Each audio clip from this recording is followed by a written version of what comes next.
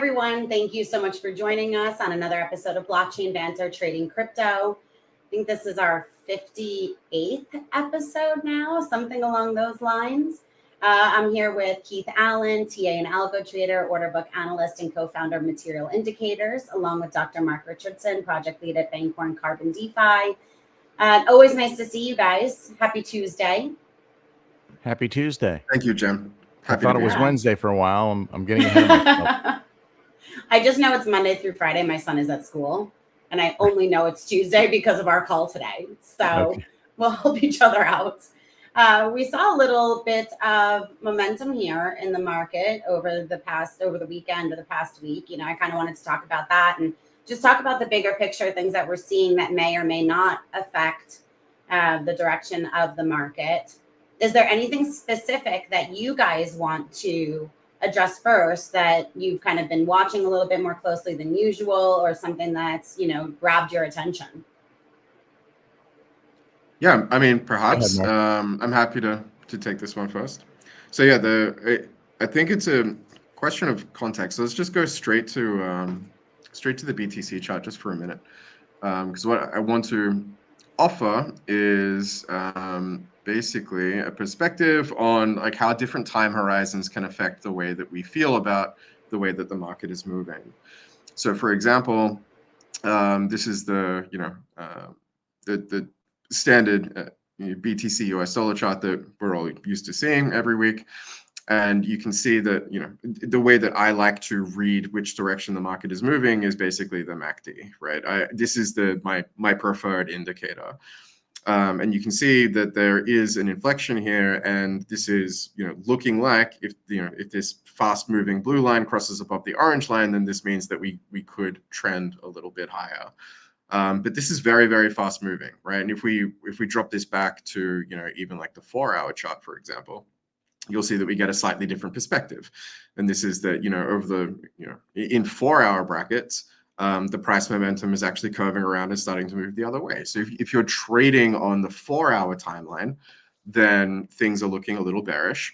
Whereas if you're trading on the daily time frame, things are actually looking pretty bullish.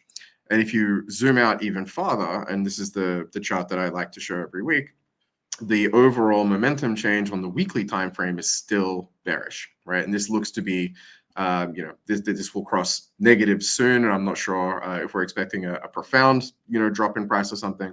But what I am pointing out is that in general, I'm expecting the trend to continue downwards, either to meet this you know, imaginary support line that I've drawn, or even break, you know, further down. One of the things that I've done recently is I've seen a lot of Bitcoin price speculation, looking at the way that the last market structure evolved. And I've basically just applied a scaling factor to this, so that the vertical direction is slightly depressed and the horizontal direction is slightly increased. And then basically just superimposed it on top of itself. And you can see that it matches up pretty well with some of these support lines. And if the bottom of this, you know, 2020 pandemic recession wick is, you know, something similar that we're going to, you know, be here, and I'm not saying that it will, but I'm saying that if that pattern played out, then it's this blue crosshair that we're expecting to see the Bitcoin price reach, which is the $27,280 mark, which I think is pretty cataclysmic. I don't have any confidence that we're going to get necessarily that far down, but I do think that we will probably break this trend line before you know, before the MACD starts to reverse on the weekly or even the monthly time scale. So if we zoom out on the monthly, you can see that on even longer time horizons, this is also flipping bearish. And so I would like to see these kinds of things curl around and start coming back before I flip bullish again. But yeah, like, you know, as Jenna said, you know, over the last few days, things are starting to look a little bit better. And the MACD agrees with you. You know, if you're trading the daily, then yeah, I would expect a bit more positive price movement over the next, you know, over the next few days. But if you're trading the longer time horizon, so like the weekly or the monthly chart, then it actually paints a pretty different picture. So, you know, what I'm basically saying is that, and, you know, this will come as no surprise to either of you, is that, you know, I still maintain my macro bearish outlook, at least for now. I do want to see a little bit more blood in the market before I feel confident taking these prices. But if you're trading the shorter time horizons, then actually it's not looking too bad. I think that we're in a bit of a relief rally right now, and I think the markets are welcoming that. You think this is a relief rally or a distribution rally? Do you think that it will that this is sustainable and will continue, or do you think that this is just a buy the dip, sell the rip scenario? No, I think that this is a bit of a distribution rally. I think that some of the people that are heavy in Bitcoin right now are taking some of those profits out and letting some of the others that have a more bullish bias in the short term take that risk. But I wouldn't be surprised if we see those people that are distributing now reaccumulate as we enter into the lower price brackets. Yeah, it's always tricky to know whether like this move is the move or if it's just more range boundedness. And I think there are so many different factors. We love it. There are so many different factors that can make that go in either direction, right? I think like that was something that with Choreo, you know what I mean? We were talking about different narratives and different things like that. And we talk about different things that are going on in the economy, So it's like, even if it is one, something happens and it's suddenly not, I'm having a hard time deciding like, how are you really supposed to know if it is that one big move or if it's just this little rally where we're just, this is why it's so easy, by the way, to get emotional. I think you just feel that FOMO. Yeah. You start to see a little bit of green. And all of a sudden it's like, I'm going to miss out, Yeah. I've talked a lot through the year, through our 58 episodes about dollar cost averaging my way into a position, which is, that's a different strategy than just trading. That's kind of for my long-term accumulation. Right. Yeah. And I've been doing that since back in 2022, when we, the November 2022 FTX crash, when we bottomed out at 15.5. Unfortunately, I didn't keep a lot of that because I thought we were going to keep going lower, but as things progressed up, I bought at those consolidation levels. And I was looking, recently at my, kind of the various price points where I have accumulated the most. And it's, it's obviously higher than I would like.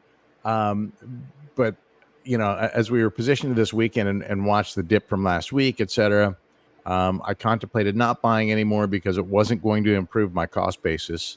It was just going to give me more Bitcoin, and not that there's anything wrong with that. And then after looking at it a little bit further, I'm like, I don't really have a lot from 50K. I've got the upper 50s, but I don't have much from the low to mid 50s.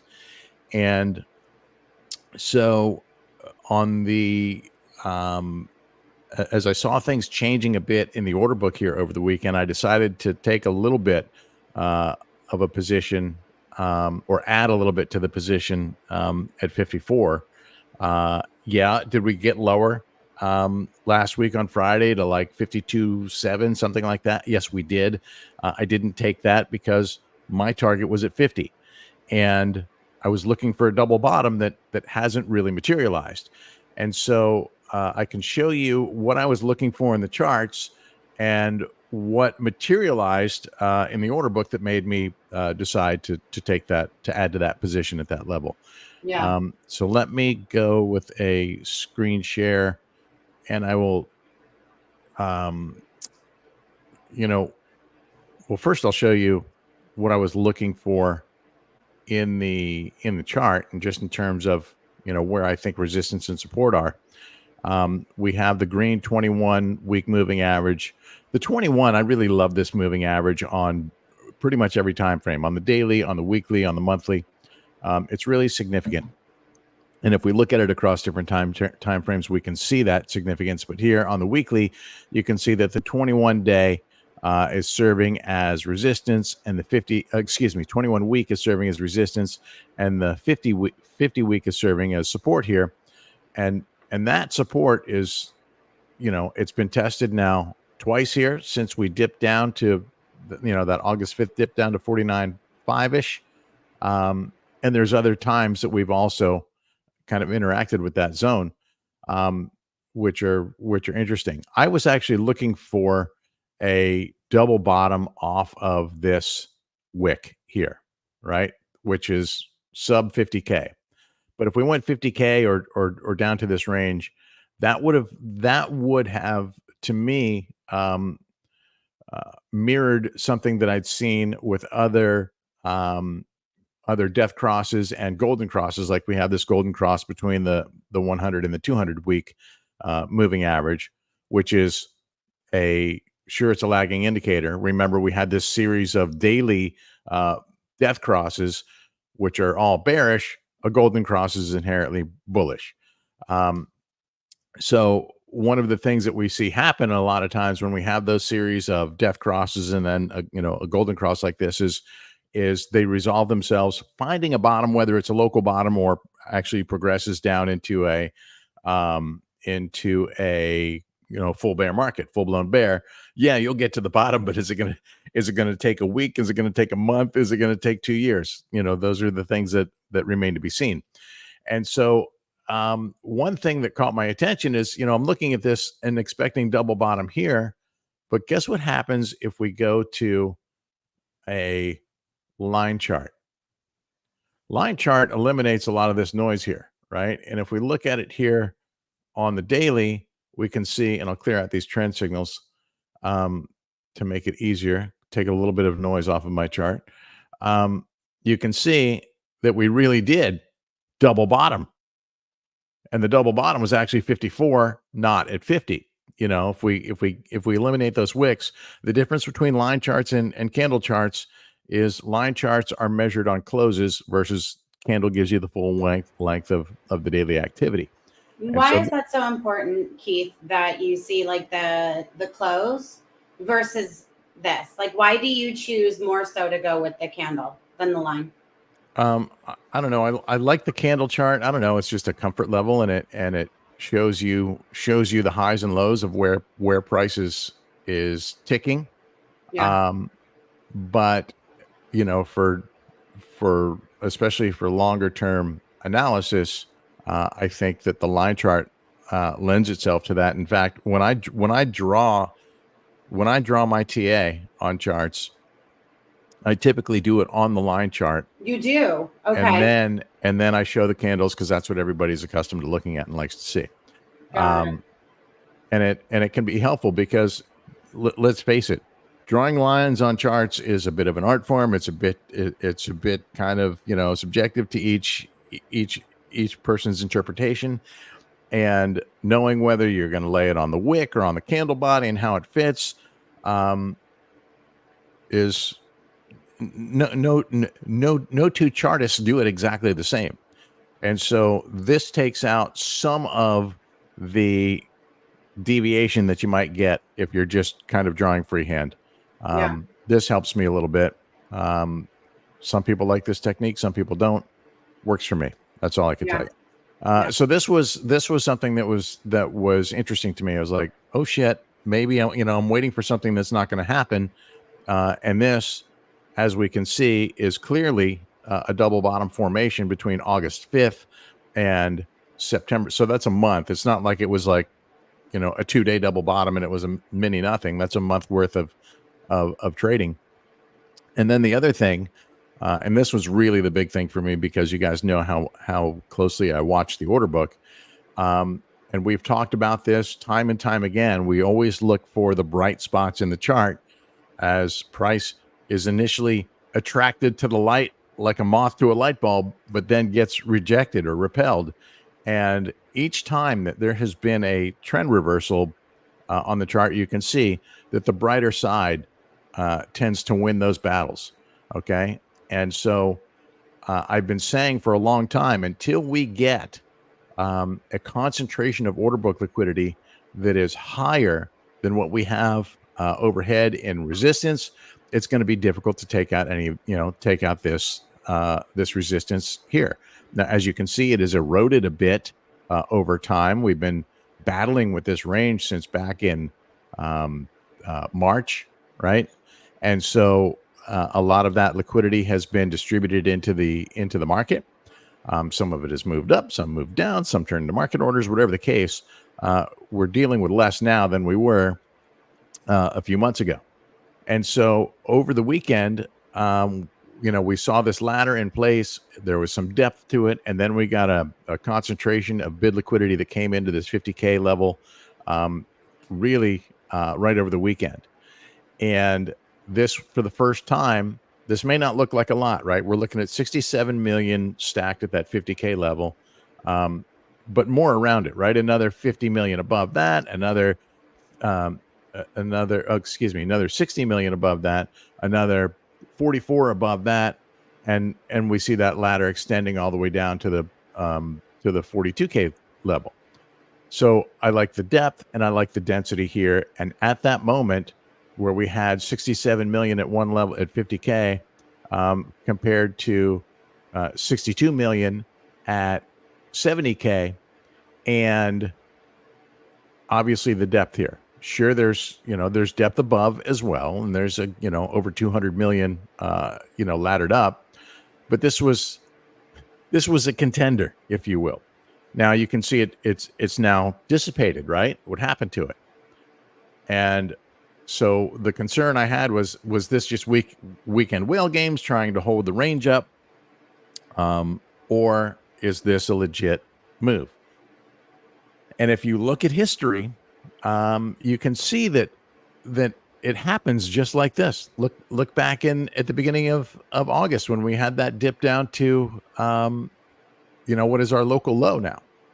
Same, almost exactly the same scenario, right? Where we had this ladder, boom, they started buying, and then the ladder went away. Some of it turned into market orders. Some of it was simply pulled. I didn't see it anywhere else. I can only account for a small portion of it going into market orders. Speaking of which, some of that came from this smaller class, this yellow class, which seemed to be integrating a TWAP strategy into, we know retail lives in here, but there was, when you start to see this, when you see things kind of jagged and erratic in terms of the contour of the CVD, that's normal. When you start seeing smooth slopes, a 45-degree angle up or something like that, then it tends to be a clue that there's something else going on. And so I interpreted that, and we could have, and we saw it better a couple days ago when when it was happening. But you can see this is pretty smooth here too. So I interpreted that as a TWAP bot influencing that level, and there was really about 10 million in buys out of that class in, I don't know, a day or so. And look how quickly it just dissipated. I mean, like, this was I think something like $7 million out in about an hour, and that's not retail. Yeah. Retail's not doing that. So this was really just a accumulate the dip and dump the rip is exactly what they did here. Meanwhile, the purple whales, which are the ones that we follow most closely in terms of their influence over Bitcoin price, yes, there is some selling going on, but they're still net positive in terms of what they've been doing over time. Let's see if we can get out to a higher time frame. And you can see they're still holding about 60, almost 70% of what they've accumulated since earlier in the year. Let's even take it out to the year. Actually, on the yearly, they're holding even more, right? They're still holding over 80% of what they've purchased since Christmas, when this all started. So that to me looks like accumulation. There is, as you can see, there's peaks and valleys in this. No straight lines. We know that story, right? So yes, they do there is some profit taking going on along the way, but they're still net positive in terms of, how much they're holding on to. So that's something that Mark always brings up too. What you just said, sorry, Keith, I didn't mean to cut you off, but accumulating now at these levels, thinking about the amount of Bitcoin that has already been accumulated at much, much, much like lower levels, right? At the beginning of the year, they're holding 80%. What were we at the beginning of the year when they started more or less accumulating? So 40? at the beginning of the year, let's take it to a longer term deal, right? So you can see the distribution that happened as we were in the bear market, right? Yeah. You can see it was pretty steady out. And even once we 20. once we bottomed, it still wasn't really hot and heavy in terms of accumulation. It just wasn't really happening. It didn't really start until yes, we did. There were certainly pockets of buying that happened at dips, but we didn't really see this. At least what we have in terms of the current trend since the beginning of the year began as the market was speculating about ETFs coming in January. It literally triggered on Christmas Eve is when we really saw them start to accumulate. And so from that date on, let's see, from Christmas Eve on, at that point, whales were minus about 2.7 billion in terms of what they had sold from the beginning of this 3-year time frame. And now from 2.7,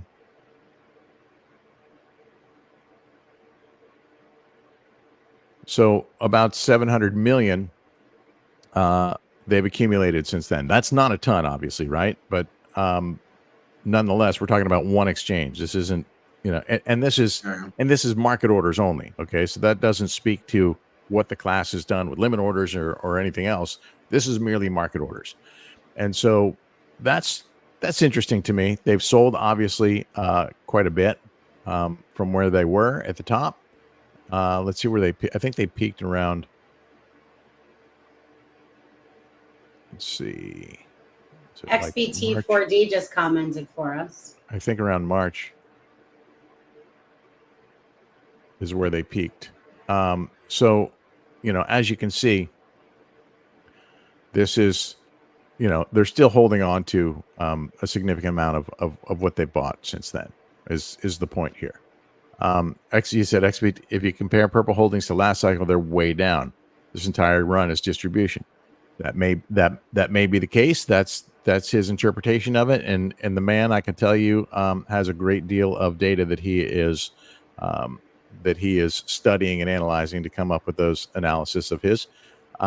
Something else that I think is interesting, this is really the first time that the ETFs have been tested from their average entry.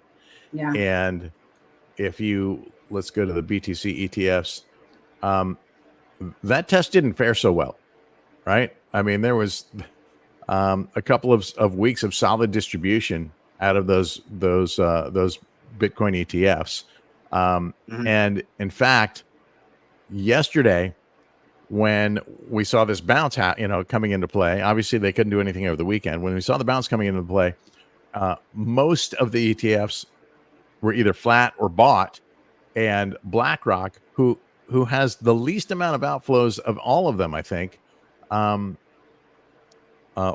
not the least of all, but I guess in relative size, it's less because they've accumulated more than all of them. You have a day where they sold. So what that tells me is there's not as much conviction as maybe was previously thought about that class of investors. And it also tells me that they're not the smart money, which, quite frankly, if you're investing in a Bitcoin ETF, you have interest in Bitcoin and you're going to invest in the ETF rather than actual Bitcoin.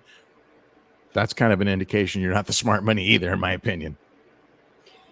Speaking of ETFs, we were talking about the ETH ETFs and the ETH chart a little bit last year. I almost said last year. last week. Not to change the ETF is subject, the but after Okay. talking about ETH, I started noticing all sorts of different narratives and debates and things happening on, what's going to be happening with ETH. We don't have to touch on it today or right now, but something, if you guys hadn't noticed, it was definitely a narrative, or there is definitely a narrative. Mark, I don't know if you noticed it at all, or Keith, I know you don't follow ETH as closely as you do Bitcoin. Yeah, I Yeah, definitely don't. Yeah.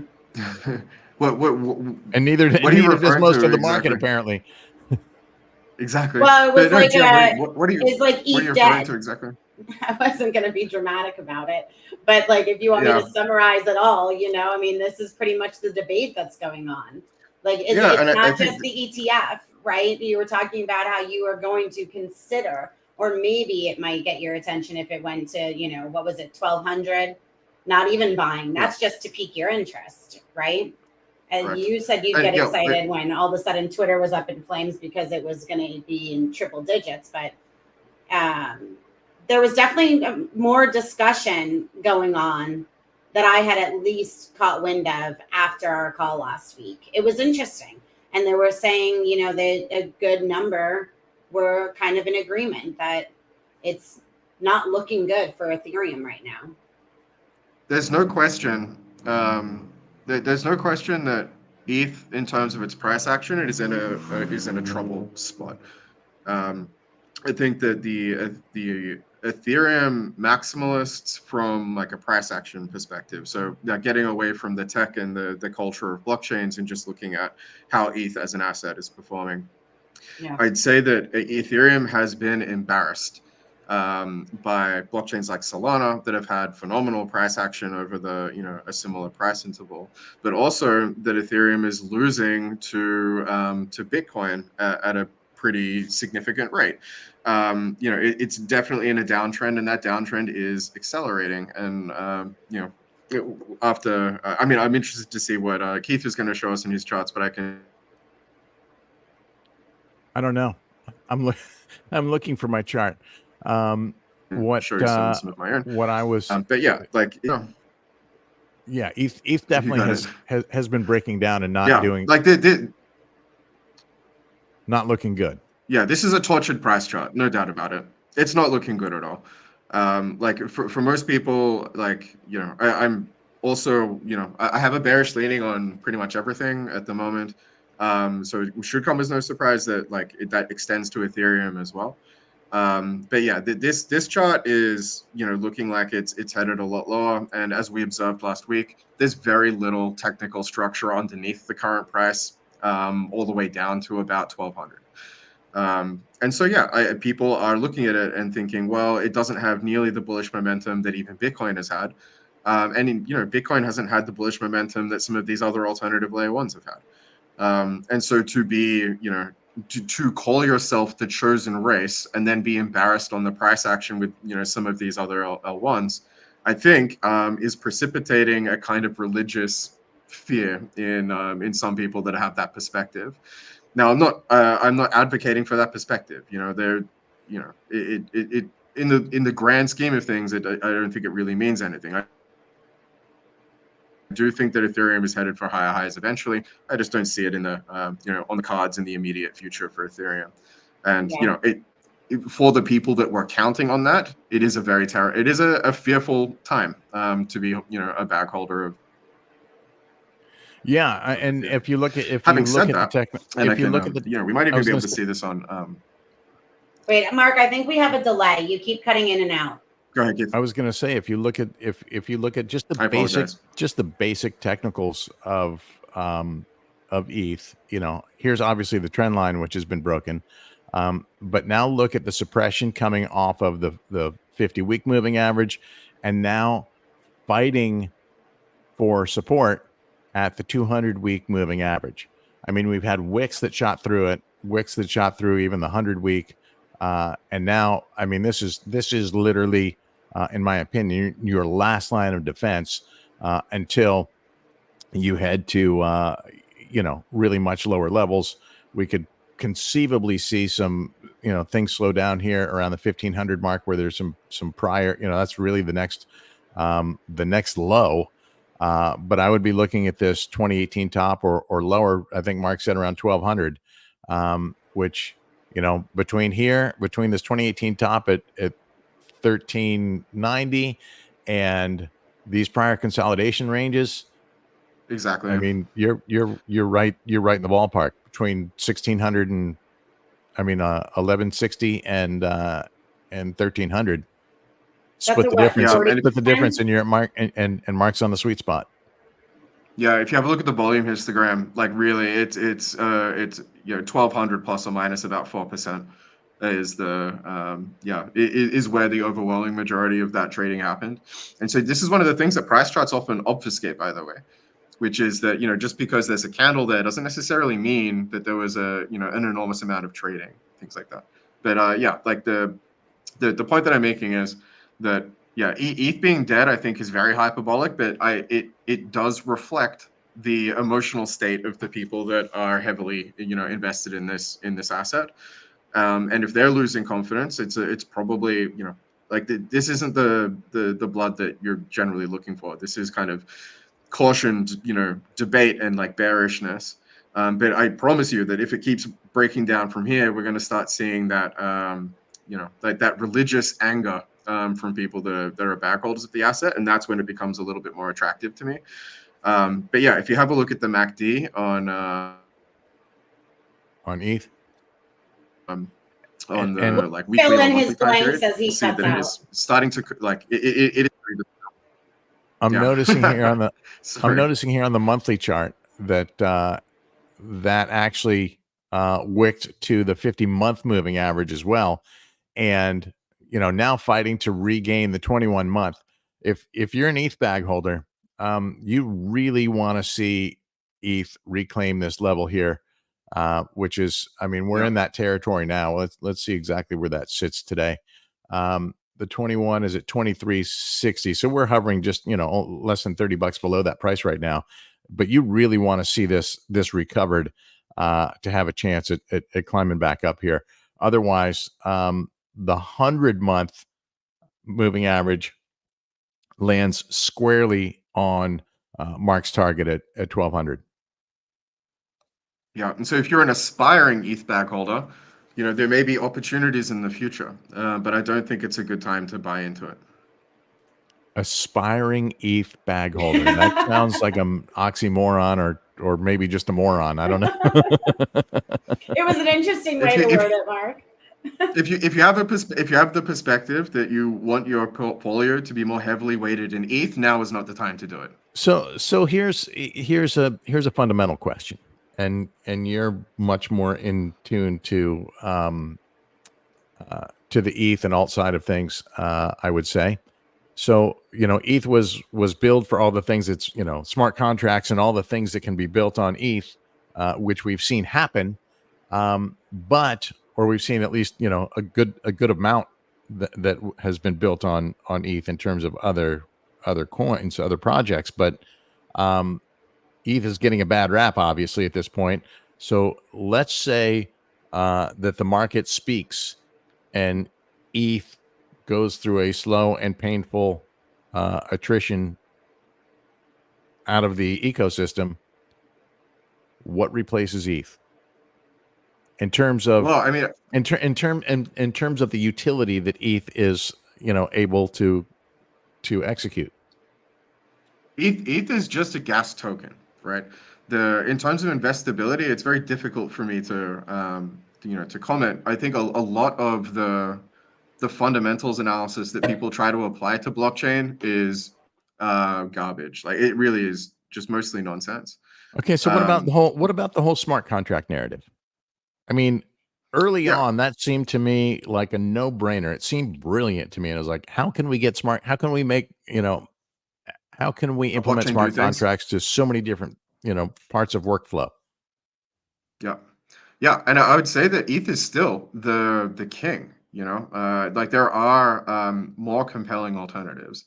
There are very fast, smart contract native chains, things like Radix, things like Say, Stellar, which is soon to be a an L2 on top of Ethereum, and not to mention, Ethereum's burgeoning L2 universe is second to none.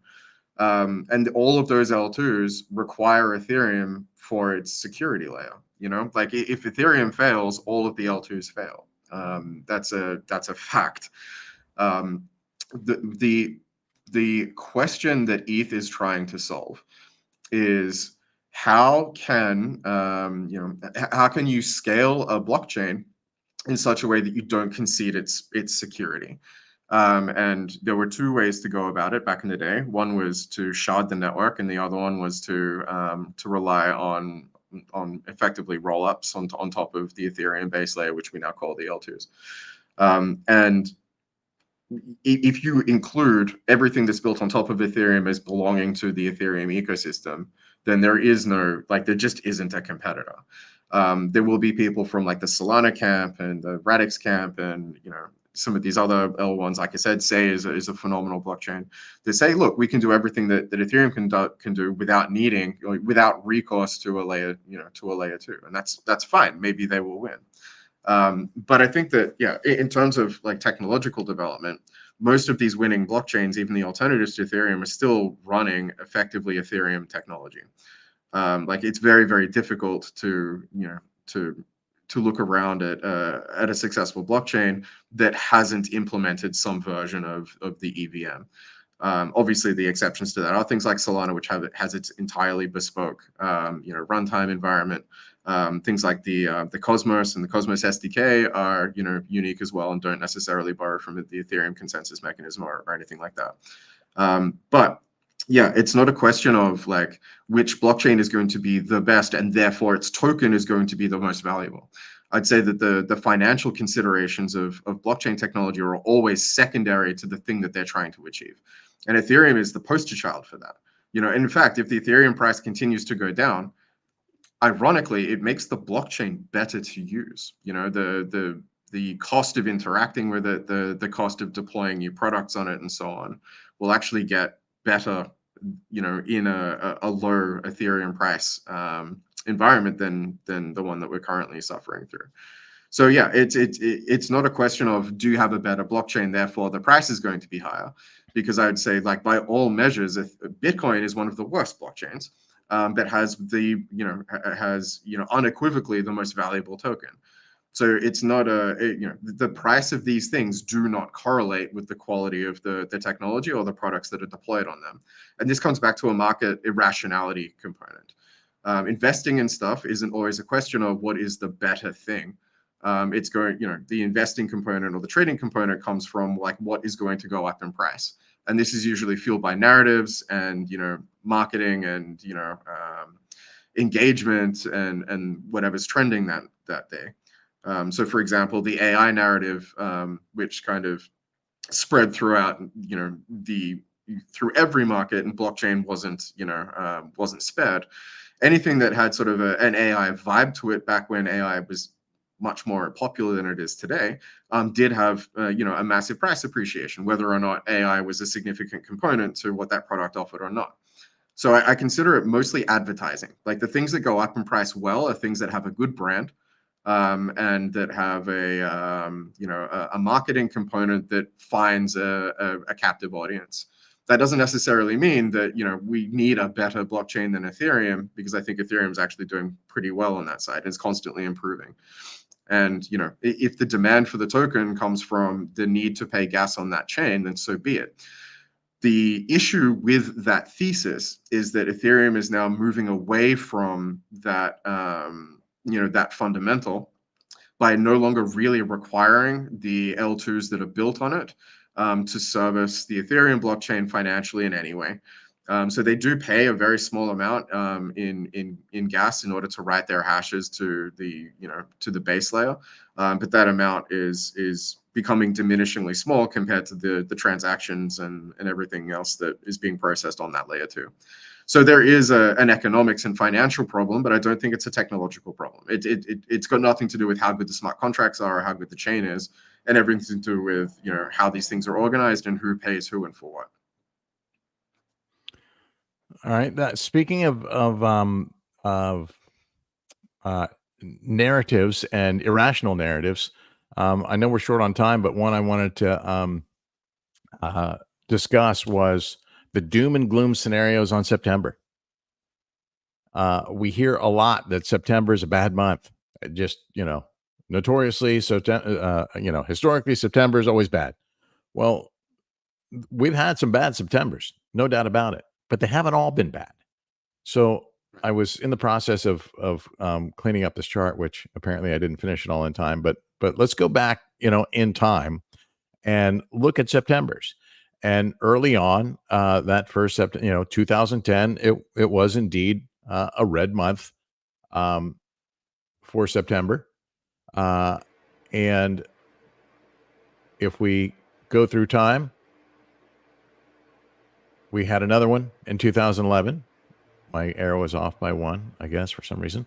But we also had a series of green Septembers. 2012, green September, 22%.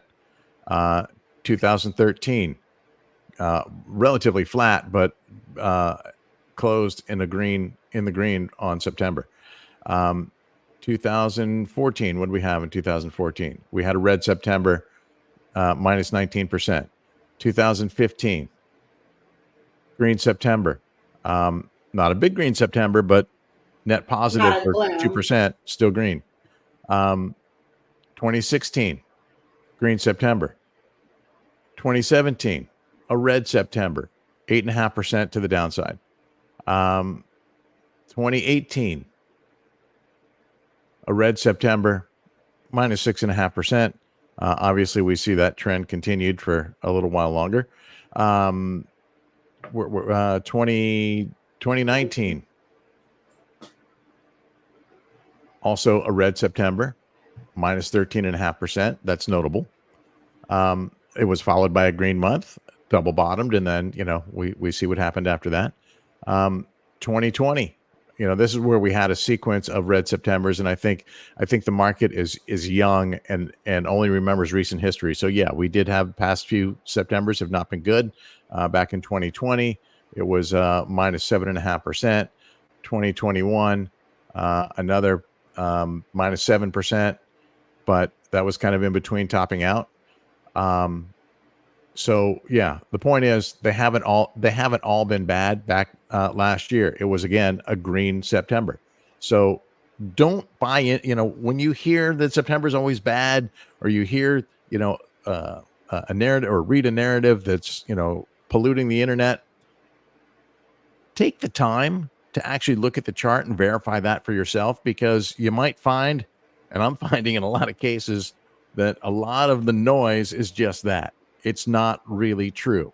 So analyze the charts for yourself. You don't have to be a technical analyst to look at the series of Septembers over the past 10 or 15 years and see which ones, see how many were red and how many were green. It's not always that way.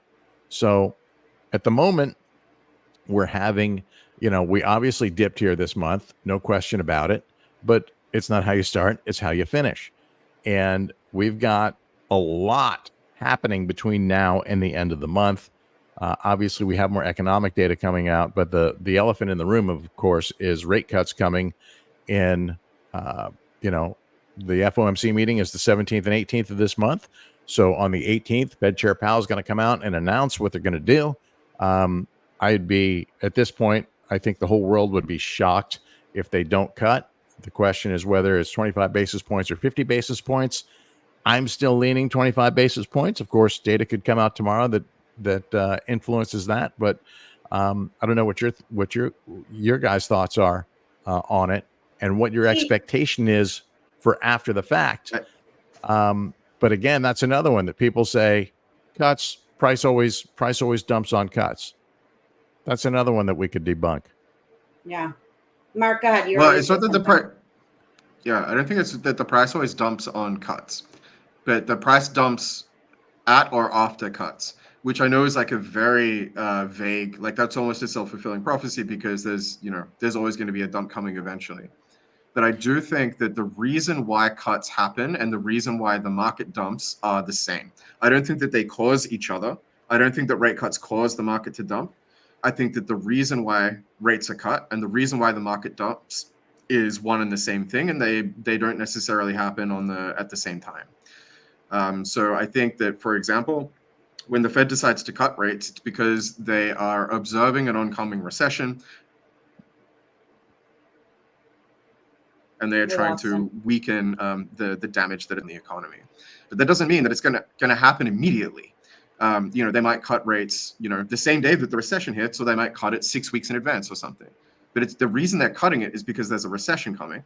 And when the recession hits, that's generally when, that kind of defines when the markets start to capitulate heavily. So it's not that if the rates come, that it's suddenly bearish news. On the contrary, markets often continue to rally, even at a moderating rate going into a recession. So yeah, I think that there will be a turning point.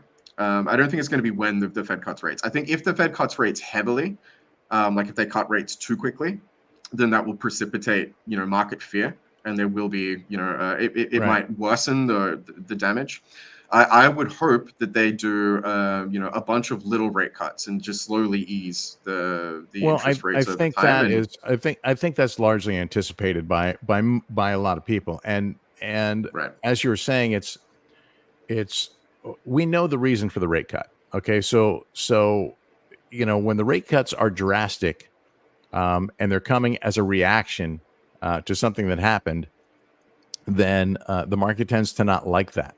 However, when the rate cuts are, they couldn't have telegraphed these, any further in advance than they have, right? So the whole world knows these rate cuts are coming. They know when they're going to start. They've told us that we can expect, likely 100 basis points by the end of the year. That might get modified or adjusted, between now and then, because as Fed Chair Powell will tell you, they're data dependent.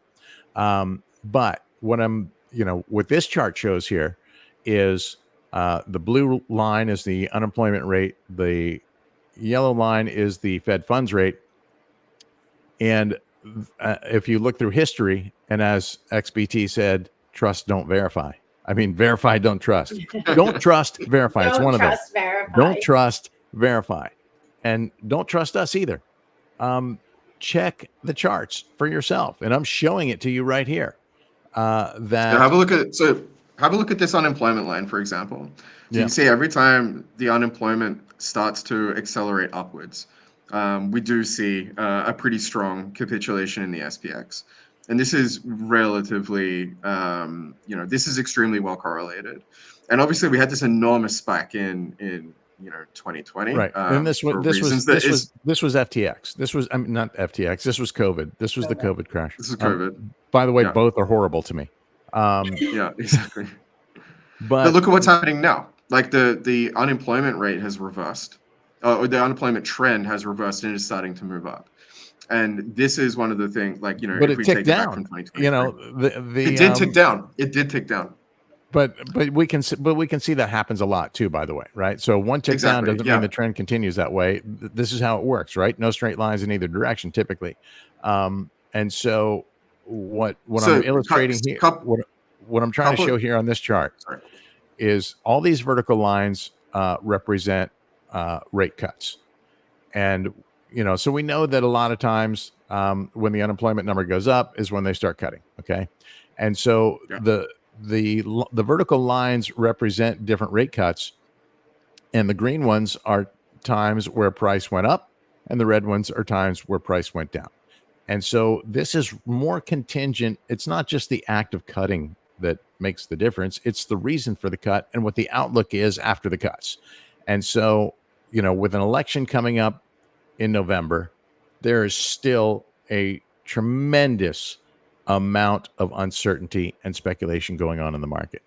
And I expect that to continue, right? So what I think that may translate to for us who are trading is that we could conceivably stay in this range through these cuts.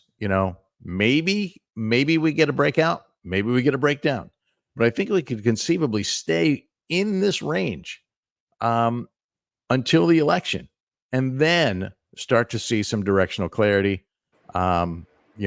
Historically, November and December and first quarter are pretty damn good for Bitcoin, but we'll have to see if this time is different, or if things are going to align for this to continue to trend upward. Again, for me, the way I draw the lines on my charts, the macro trend is still intact.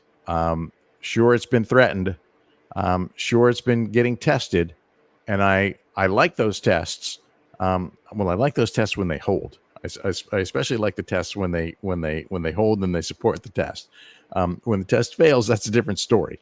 And so at this stage, I will continue to watch the technicals alongside the liquidity placement in the order book.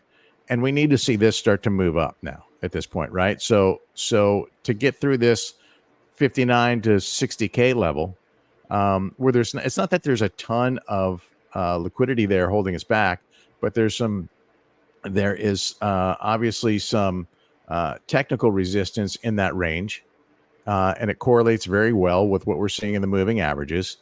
We go down to the daily time frame. We have resistance here at this 21-day moving average at the 59K level, and really all the way up through these moving averages, only spreads to 64. And then we have that mid-cycle top just shy of 65K. So that's why we have so much liquidity in this range that we have to get through. We have a concentration of it here in this, from where we are now up to just above 60K, where those daily moving averages are concentrated, and also where the weeklies come into play for me, where we at 62, 63K to the upside. And so, anywhere in this range, if we could break through that mid-cycle top, and by mid-cycle top, I mean the 2021 mid-cycle top, that would be huge. Getting back above this 21-day moving average, 21-week moving average, rather, would be absolutely huge. Meanwhile, breaking down below the 50-week moving average, probably going to, get us that test of that trend line. We are at the top of the hour. Mark, I know that you had a hard stop. So I just wanted to bring your attention to that. I don't know if you need to jump. Keith, I think you were right. Like the ranging, I can expect to see that. So it's almost like things are going to be quiet, or maybe it might seem a little bit boring over the next, couple of weeks. It might be boring, but you're going to get, you're going, like we seem to get these pockets of volatility. And a lot of times those pockets of volatility seem to be around these updates, these economic reports, because the market is speculating on the market's speculating over whether they're going to lead with a quarter point or a half a point. Yeah. And which seems rather insignificant, other than the fact that, as Mark and I said, if they start more aggressively, it maybe raises concern that there's, or speculation that there's more concern over a hard recession, hard landing, deep recession, versus, hey, if they're just small incremental quarter point cuts, maybe they can navigate this. And so, if it ends up being 100 basis points by the end of the year, either way, does it make a difference if the half point cut comes in September or November or December? I don't know. Well, and ranging isn't necessarily bad if you're looking to trade, right? No, and we could, we have this, we have a debate tonight. I don't know if that's going to yield any volatility or not in terms of, what the order book is showing us. I often say that liquidity dampens volatility, and we have some upside liquidity here above that 58 and change level, right where those moving averages are into this entire range, right? This is really the range of those moving averages that I showed you. And to the downside, it doesn't take much to get through this 56K level and break that down, right? It's less than 10 million bucks there. And so, yeah, we could range right back to where we were. And those those present money making opportunities in both directions. You know, if you're a trader, if you're an investor, if you have conviction that that price is going to go higher than the current all-time high, then you're in good shape. If you're needing to cash out and have cash to pay rent at the first of the month, probably have a different approach. Yeah. I think over the next couple months, things are going to start to get really interesting, even if we do wind up seeing just this ranging pattern for a little bit. Thank you guys. I think we're gonna see this at least through rate cuts. Yeah. And then maybe that gives us some directional clarity. And then maybe this debate gives us some clarity on what the election is going to do. I don't know. I'm not a politician and I'm not an economist. I'm just a guy trying to make some money on Bitcoin. Aren't we all?